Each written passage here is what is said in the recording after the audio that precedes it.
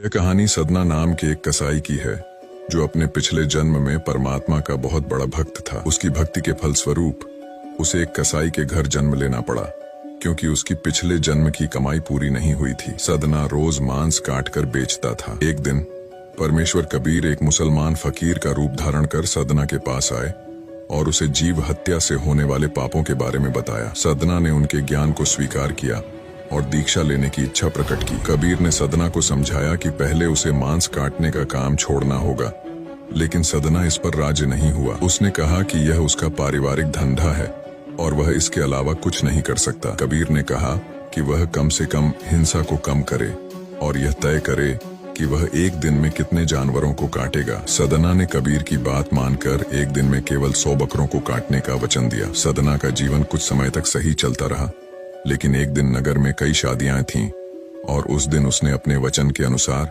100 बकरों को काटा। रात में बादशाह के कुछ सिपाही आए और बकरों की मांग की। सदना घबरा गया क्योंकि एक तरफ था बादशाह का हुक्म और दूसरी तरफ उसका वचन। उसने सोचा कि क्यों न बकरों की गर्दन पर चाकू चला दे ताकि उसका वचन भी न टूटे और बादशाह का हुक्म भी पूरा हो जाए। जैसे ही उसने बकरों की ओर चाकू बढ़ाया, परमात्मा ने बकरों को बुद्धि दी और उन्होंने सदना से कहा, हे सदना, तुम मेरी गर्दन काट लो, लेकिन यह नया दुश्मनी मत शुरू करो। इस पर सदना थर थर कांपने लगा और बेहोश होकर गिर पड़ा। जब उसे होश आया तो उसने सब कुछ छोड़कर कबीर की खोज में धर्म नगरी जगन्नाथपुरी की ओर चल पड़ा। मार्ग में सदना एक गांव में एक गृहस्थ के घर रुका। वहां एक स्त्री थी जो उसके प्रति आकर्षित हो गई। आधी रात को वह सदना के पास आई और अशिष्ट चेष्टाएं करने लगी।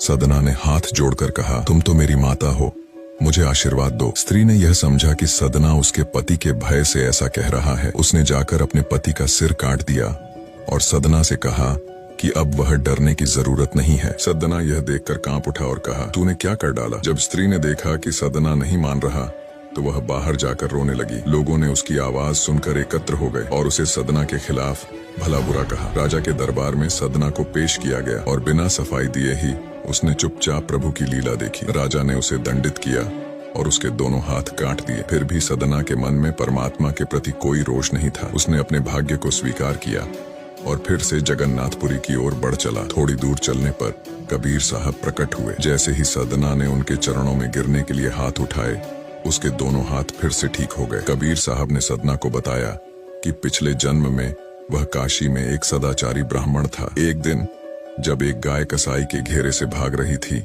उसने गाय को पकड़ने के लिए अपने हाथ डाल दिए। उसी गाय का पति सदना था और उसी कारण उसका गला काटा गया। सदना के पाप का नाश हो गया और उसे उसके पिछले जन्म की भक्ति का फल मिला। निष्कर्ष, भले ही हमारा वर्तमान जीवन कितना भी कठिन क्यों न हो, सच्ची भक्ति और परमात्मा के प्रति समर्पण से मोक्ष प्राप्त किया जा सकता है। सदना को अपने मांस व्यापार के कारण कठिनाइयों का सामना करना पड़ा, लेकिन कबीर जैसे महान संतों ने उसे यह दिखाया कि सच्ची दीक्षा और ईश्वर का मार्ग शुद्ध आचरण से ही संभव है। आध्यात्मिक मार्ग पर बढ़ने के लिए हमें अपने कर्मों को शुद्ध करना होगा और सच्चे दिल से भगवान की शरण में जाना होगा।